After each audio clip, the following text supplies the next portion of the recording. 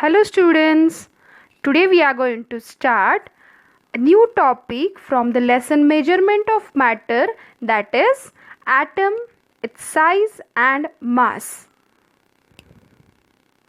Before we start the lesson, let us recall what we have learned in 8th standard. For that, I am having some questions. First question, that from which experiment was it discovered that atoms have an internal structure? Can you recall it? Okay, I will show you one diagram. Did you recognize this diagram? Yes, it is of Rutherford scattering experiment. Before Rutherford scattering experiment, atom was considered as the indivisible, but Rutherford discovered that the atoms have an internal structure. Now next question, what are the two parts of an atom and what are they made up of? Now you all know that atom is made up of two parts, nucleus and extranuclear part. Now again nucleus is made up of two parts. Nucleus consists of protons and neutrons, and extranuclear part contains electrons, means electron revolves around the nucleus. Protons are positively charged, electrons carry negative charge, while neutrons do not have any charge. They are electrically neutral. As you have learned that number of protons equal to the number of electrons, and that number is called as atomic number and it is denoted by letter Z. Now students, last year you have used many chemical symbols of elements, for example H for hydrogen, C for carbon, but previously Dalton used certain signs to represent elements. For example, you can see what signs he has used for hydrogen and copper. But the symbols which we use today are determined by IUPAC, that is International Union of Pure and Applied Chemistry. IUPAC is an international institute which has decided the official names for elements and symbols for them. And these names and symbols are used all over the world. And the scientist Berzelius was the first to use the present method of using symbols for elements.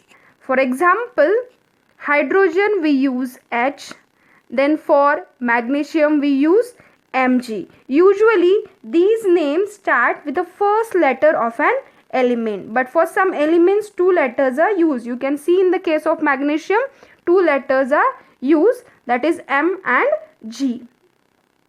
Now let us consider these two examples, carbon and chlorine. Both starts with letter C, and that's what, to avoid confusion, chlorine's symbol is Cl. Now you will be having question in your mind that why potassium symbol is K. Actually potassium word is derived from English word potash, and the symbol K comes from kalium. Kalium is the Latin word for potash. Do you know students, atoms of helium, neon have independent existence in the nature, means they are in monoatomic form, and such atoms are said to be in a monoatomic molecular state. Sometimes two or more atoms of an element combine to form molecules of that element, and such elements are said to be in a polyatomic molecular state. Now you can see in the diagram two atoms of hydrogen combine to form a molecule of a hydrogen. Therefore we can say that hydrogen exists in a diatomic state in the nature. Similarly oxygen and chlorine are also diatomic molecules. Now consider the example of phosphorus. Phosphorus is made up of 4 atoms, right? So it is said to be in a polyatomic state.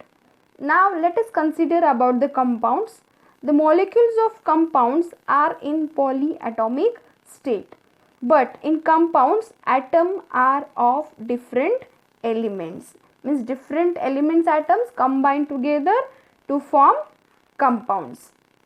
Here you can see the example of water molecule. It is formed by combining 2 hydrogen atoms and 1 oxygen atom. You can see few more examples, that ammonia, carbon dioxide, hydrogen peroxides. Okay, so these are the examples of compounds, and we can say that the compounds are formed due to chemical attraction between different elements. So students, let us learn about the atomic size of the atom. Now size of an atom is determined by its radius. Okay, so if you want to determine the size of the atom, we have to take help of the radius. Now how to determine the radius? The radius of an atom is the distance between the nucleus of an atom and its outermost orbit. How do we measure the radius of the circle? In the same way, we have to measure the radius of an atom, means distance between the nucleus and outermost orbit.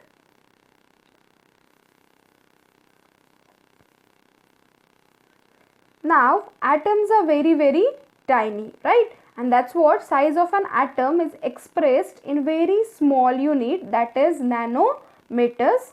1 meter is equal to 10 raised to 9 nanometers, and in other way we can say that 1 nanometer is equal to 1 upon 10 raised to 9, that is 10 raised to minus 9 meter. As the atomic size is determined by its radius, it depends on the number of electron orbits. Greater the number of orbits, larger the radius, it means the larger the size of an atom. Let us understand with an example. Here 2 elements are shown, sodium and potassium. Electronic configuration of sodium is 281, means it has 3 orbits. Electronic configuration of potassium is 2881, means it has 4 orbits. As number of orbits are less, atomic radius of sodium is less than that of potassium.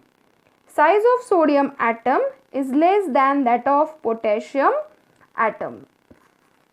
Now, what about the elements which have same number of orbits?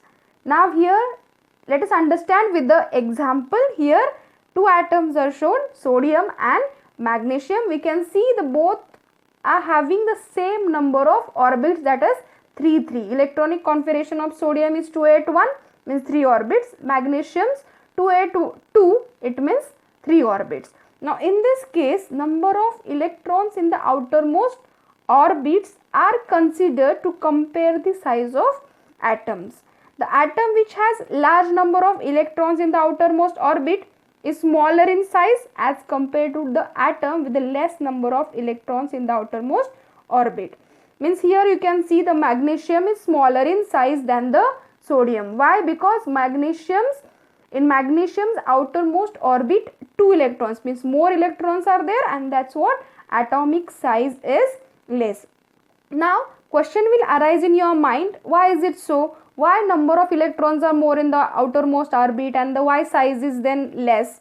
Because there is a force of attraction between protons and electrons, and which keeps electron in the area surrounding the nucleus, because of which electrons revolve around the nucleus, and as electrons are more, number of protons are also more, and therefore more attraction between the protons and electrons, and which reduces the size of an atom.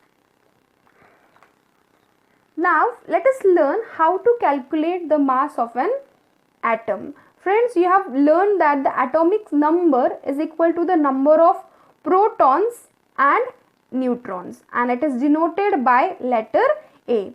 As the mass of electron is 1800 times smaller than that of proton, therefore it is considered as negligible. It means that the mass of an atom is concentrated in its nucleus. But atoms are so tiny, it is very difficult to measure their size, and therefore we cannot directly calculate it, but we can refer it to the another atom. In 8th standard you have studied that the mass of proton is equal to 1.67 into 10 raised to minus 21 kg. In hydrogen, if we consider the example of hydrogen, in hydrogen there is only one proton, there is no neutron, and that's what we can say that the mass of hydrogen atom is equal to the mass of one proton, and that is 1.67 into 10 raised to minus 21 kg, that is 1 atomic mass unit.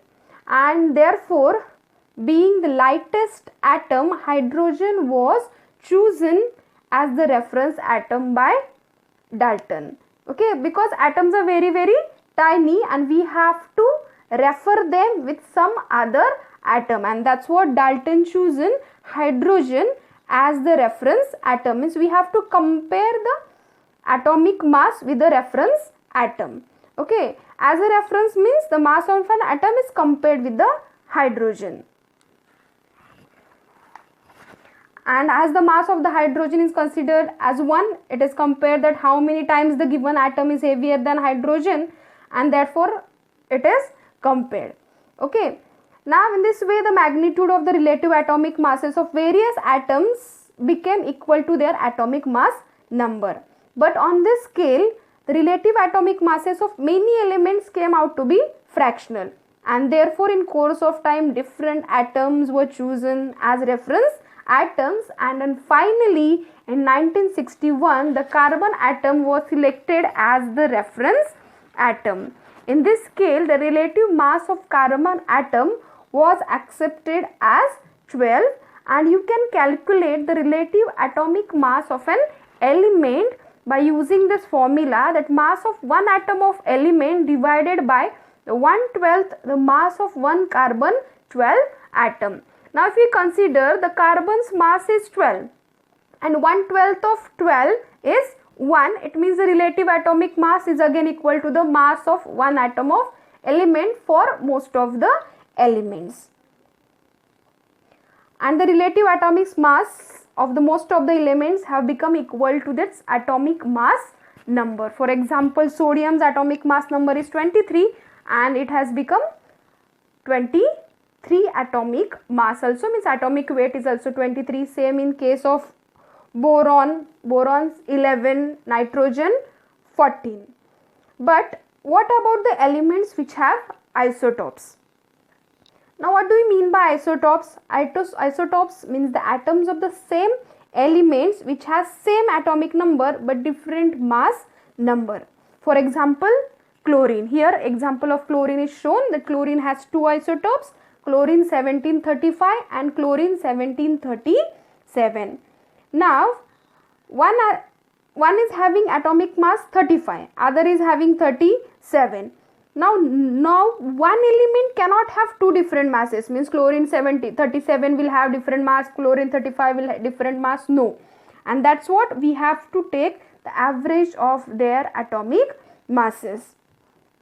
And that's what mass of such element is calculated by considering the abundance of isotopes in nature. For example, if you consider about the chlorine, 25% is 37 chlorine and 75% is chlorine with atomic mass number 35, and that's what their relative abundance is 3:1. And in this way we can calculate the relative atomic mass of chlorine, that is 35 into 3 plus 37 into 1 divided by 3 plus 1, and if you calculate it you will get 35.5, means relative atomic mass of chlorine is 35.5. Now today we don't need to take the average, or we don't need to compare, refer with the other atoms. Today we have highly accurate methods for measuring the mass of an atom directly. Hence, instead of relative mass, unified mass has now been accepted as the unit of atomic mass, and it is also called as Dalton, and its symbol is U. And 1 Dalton means 1 U is equal to 1.66053,904 into 10 raised to minus 27 kg. That is 1 Dalton. Now you know how to calculate atomic masses. Now how to calculate molecular mass. The molecular mass of a substance is sum of the atomic masses of all the atom in a single molecule of that substance. Let us consider with the example. Here water molecule example is considered. Now water molecule is made up of 2 atoms of hydrogen and 1 atom of oxygen. So first we have to calculate according to constituent element. First element is hydrogen. So let us calculate the total mass of hydrogen. Now hydrogen, 2 elements are there, 2 atoms are there. So atomic mass of 1 hydrogen is 1. Molecules, atoms are there only 2. So 1 into 2, that is 2. And for oxygen, atomic mass of oxygen is 16. Number of atoms in the molecule are only 1, and that's what atomic mass into number of atoms, that is 16 into 1, and that is mass of the oxygen in that compound is 16. And now we have to add hydrogens and oxygens atomic mass. So 2 plus 16, that is 18. So molecular mass of water molecule is 18. Now let us calculate the molecular mass of H2SO4. For that, atomic masses of hydrogen, sulfur and oxygen are given. Hydrogen 1, sulfur 32, oxygen 16. So let us calculate the molecular mass of H2SO4, right? So first we have to calculate atomic mass of hydrogen. Now here 2 hydrogen atoms are there. So atomic mass of hydrogen into 2. Atomic mass of sulfur, only 1 atom is there. So atomic mass of sulfur into 1 plus atomic mass of oxygen into 4, because 4 oxygen atoms are there. Okay, so let us put on the values. 1 into 2 plus 32 into 1 plus 16 into 4. If we calculate its value, it becomes 98. Means molecular mass of sulfuric acid is 98 Dalton. Like atomic mass, molecular mass is also expressed in unit Dalton. So friends, in next video we are going to learn about the important concept, that is mole, and valency, and concept of radicals also. So revise this all the topics which I have taught you, and be ready for the next video. Thank you.